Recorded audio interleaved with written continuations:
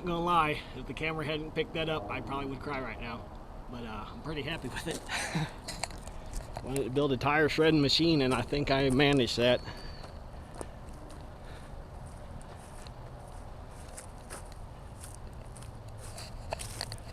And I try to keep all my bike marks going this way because there's a campground right there, and there's always people locking on their brakes because they come up on the entrance too soon and then lock their brakes on.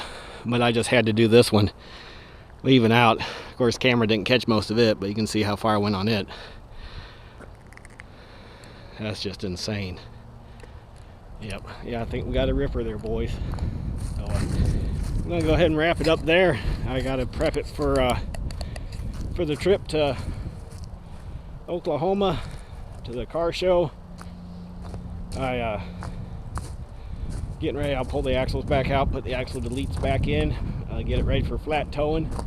We're gonna get flat tow it up and down the interstate tomorrow behind her Ford Ranger, just to make sure everything's good and it tracks good and it doesn't have no bounces or anything stupid to it. But anyway, God, I'm so happy right now compared to where I was at. Right now compared to where I was at mentally yesterday, when I thought I had a hydraulic cylinder and ruined the motor. Well, maybe not ruined the motor, but definitely blew it up. But all good today. So I'm all smiles, and so we're gonna wrap it up right there.